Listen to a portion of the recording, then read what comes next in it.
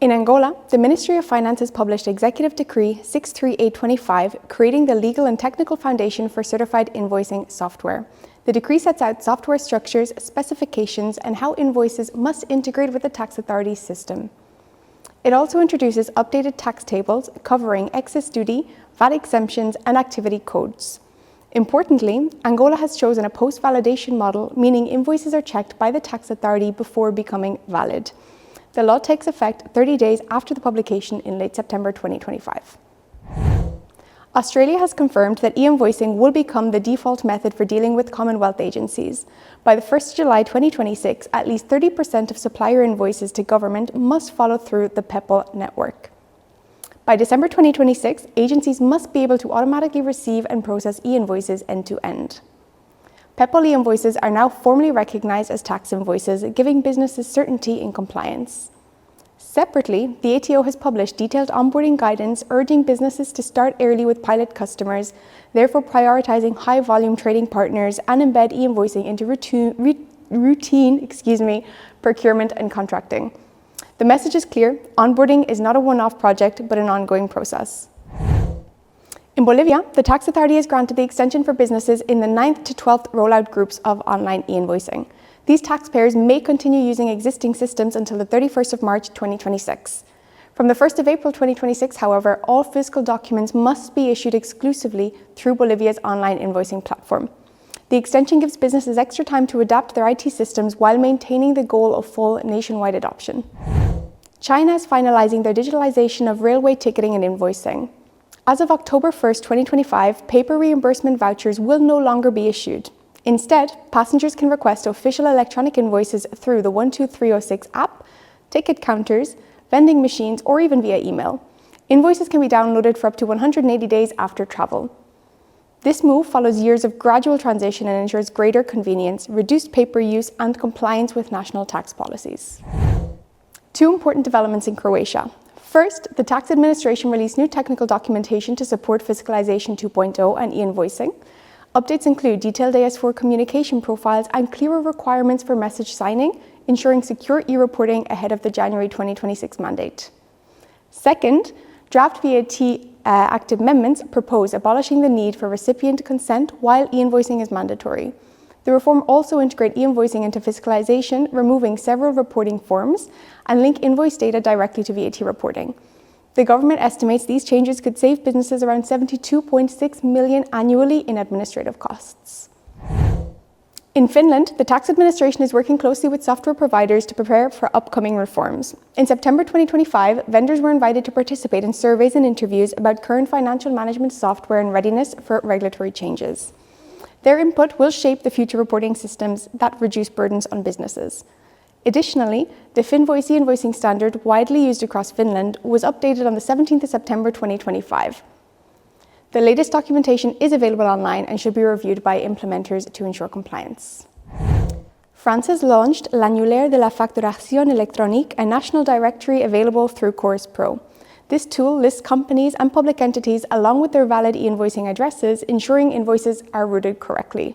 This directory supports France's gradual rollout of mandatory e-invoicing and e-reporting, making it easier for suppliers and buyers to connect.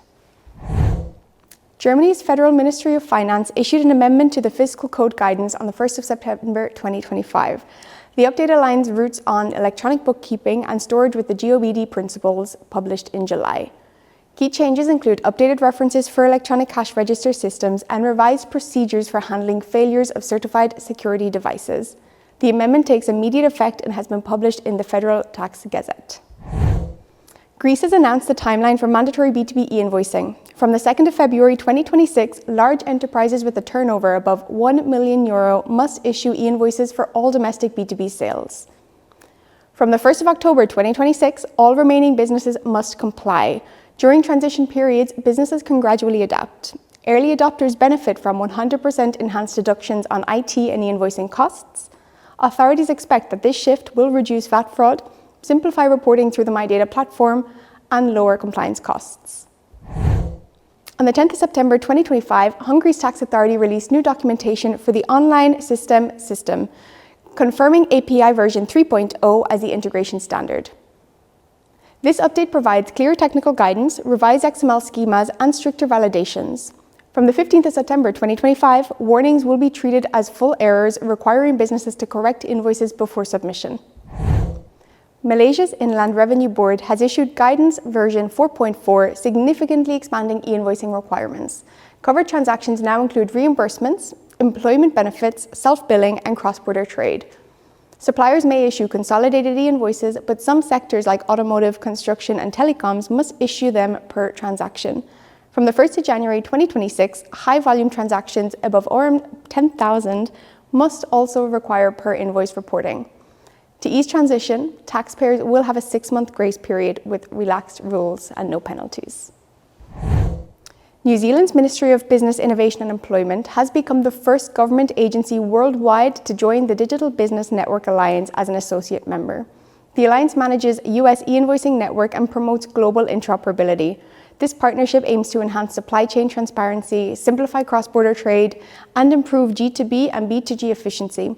It reflects New Zealand's commitment to building a globally connected digital economy. Nigeria has been formally recognized as a PEPL authority by OpenPEPL. The Federal Inland Revenue Services will oversee accreditation of access point providers and management of the local network. In parallel, Nigeria's tax identification number has been registered under international ISO coding standards. This is therefore boosting trust in cross-border transactions. These steps position Nigeria as a serious player in global digital trade. Oman's tax authority is preparing to launch the FOTARA program, a national e-invoicing system. A 2-year phased rollout is set to begin in August 2026 and conclude by 2028. Key milestones include publication of specifications in November 2025, service provider accreditation in May 2026, and a pilot go-live in August 2026. The system will operate on a 5-corner model, requiring businesses to connect via accredited providers. Panama has updated its rules with Resolution 2016299. Small taxpayers earning up to 36,000 balbaos annually or issuing fewer than 100 invoices per month may use the free invoicing tool. Larger taxpayers must use an authorized provider. An authorized provider, otherwise known as a PAC, must share detailed partner information with the tax authority. The new framework takes effect on the 1st of January 2026, strengthening Panama's e-invoicing adoption. Paraguay's national e-invoicing system, Siphon, has released updated technical documentation. This includes a new manual, revised XML schemas, and validation rules. Issuers and software providers must update their systems to version 150 to avoid rejections, with testing strongly encouraged. On the 19th of September 2025, Poland's Ministry of Finance published a comprehensive 4-part handbook to help businesses prepare for mandatory use of KSEF e-invoicing system. It covers everything from setup to invoice exchange to additional functionalities and use in local government. Portugal's Secretary of State for Tax Affairs confirmed that work is already underway to adapt its system to the EU's 2030 VAT in the Digital Age reform. The focus will be on structured e-invoices for cross-border B2B trade and near real-time e-reporting within 10 days. Portugal is preparing early to ensure a smooth transition. The Serbian Ministry of Finance has released version 3.14.0 and its SEF e-invoicing system in demo. New validations include mandatory delivery dates, stricter rules on issuance via transaction dates, and consistency checks on VAT. It also expands display features for invoices in foreign currencies. Spain's AEAT has updated its developer FAQ for the Verifactu system. The document clarifies validation rules and provides technical support contacts. Authorities remind taxpayers that Verifactu is not an e-invoicing mandate, but rather a tool to ensure invoicing software meets legal standards. Taiwan's Ministry of Digital Development joined OpenPEPL on the 18th of September 2025, strengthening digital trade ties with the EU, Australia, Japan, and more. The government will now localize PEPL standards, certify providers, and encourage adoption. Studies show how PEPL can reduce transaction costs by up to 80%. From the 1st of October 2025, Turkey's tax authority will enforce schema and validation updates. Key changes include stricter rules for recipient IDs and e-invoices, new item identification codes for medical invoices, and updated requirements for e-delivery notes. Businesses must update their systems accordingly. The UAE Ministry of Finance has published ministerial decisions number 243 and 244 of 2025, setting the concrete rollout timeline for mandatory e-invoicing under the new regulatory framework. The pilot program launches on the 1st of July 2026 with selected taxpayers. From the same date, any business may join the system on a voluntary basis. Regarding the mandatory phases, businesses with an annual revenue equal to or above 50 million must onboard by the 31st of July 2026 and go live by the 1st of January 2027. Businesses with annual revenue less than 50 million must onboard by the 31st of March 2027 and go live by 1st of July 2027. Government entities must onboard by the 31st of March 2027 and go live by the 1st of October 2027. B2C transactions are currently excluded until further notice by ministerial decision. Ukraine's Ministry of Finance has drafted a law to implement the OECD's digital platform reporting rules. From 2026, platform operators, both resident and foreign, must identify sellers and report their income annually. Data will also be exchanged internationally under the DPI MCAA, aligning Ukraine with EU DAC 7 requirements. The HMRC published updated XML schemas and guidance on the 19th of September to platform operators reporting seller activity.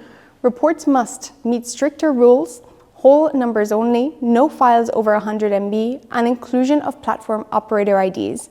Technical documentation and examples are available on gov.uk. Finally, the European Commission has released its roadmap for implementing the VAT in the Digital Age package. Key reforms include real-time cross-border e-invoicing by 2030, expanded one-stop shop for single VAT registration rules by 2027-2028, new demand supplier rules for digital platforms, and it's important to note that these reforms are expected to reduce fraud by up to 11 billion euros annually, cut compliance costs by 4 billion per year, and deliver overall benefits exceeding 170 billion over the next decade.